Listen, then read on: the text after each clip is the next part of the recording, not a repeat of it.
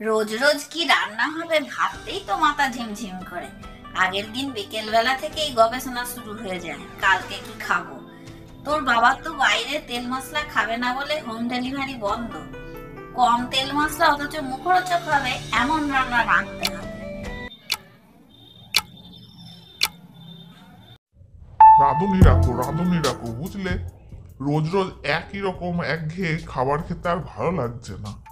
মুখ একদম হেজে গেল। তুমি এবার রান্নাটা বন্ধ করো, একটা রাঁধুনি রাখো। রাঁধুনি কম তেল মশলায় রাঁধবে?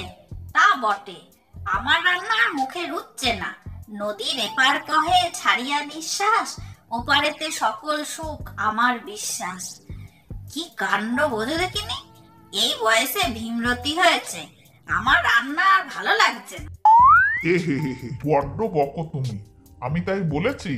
আমি বলছি রোজ রান্নার মেনুতে একজনের মাথা থেকে যে আইডিয়া বেরোবে, দুজনের মাথা থেকে আরো অন্যরকম বেরোবে।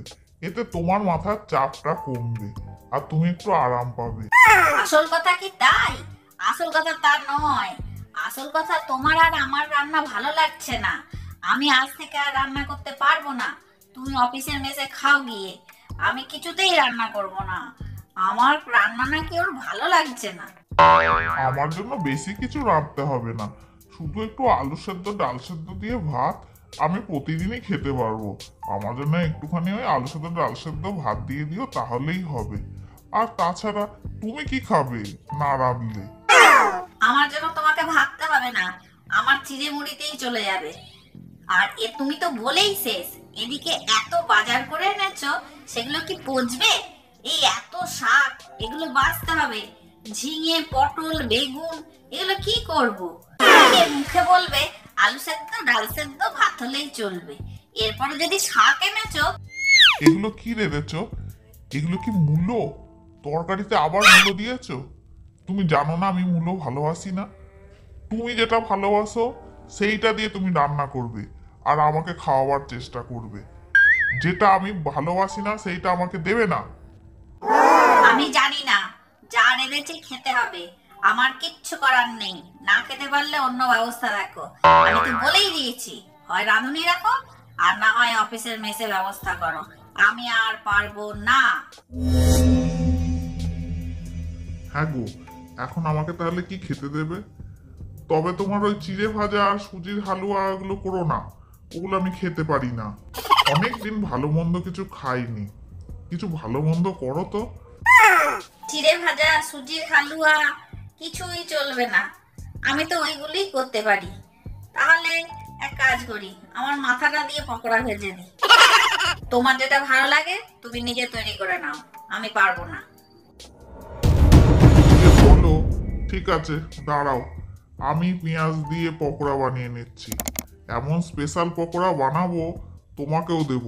তুমি তো আঙুল চাটতে থাকবে, বলবে হ্যাঁ একটা বানিয়েছে বটে। হ্যাঁ তা তো বটেই। তারপর রান্নাঘরটা যে কুরুক্ষেত্র করে রাখবে, সেই জায়গাটা পরিষ্কার করবে কে? যাই হোক, তুমি পকোড়া বানিয়ে খাও, আমি ফুচকা খেতে যাব। অনেক দিন আমি ফুচকা খাইনি। বেশি করে ঝাল দিও। 10 টাকায় কটা দাও? আচ্ছা, একটু বেশি করে জল দাও তো। এরপর চাটনি ফুচকা দেবে, তারপর দই ফুচকা খাবো। ওমা, আর ফুচকা খেও না, শরীর খারাপ করবে। তুই থাম, শুধু পাকা পাকা কথা। আর খাবো না মানে? তোর বাবার পাল্লায় পড়ে এইসব ভালো ভালো খাবার কতদিন খাইনি।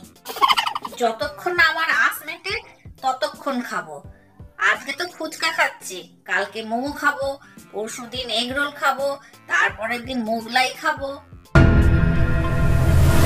ও মরে গেলাম। ওরে বাবা রে, পেটে ব্যথা করছে। মাগো বাঁচাও, কেন যে মরতে ফুচকা খেতে গেলাম।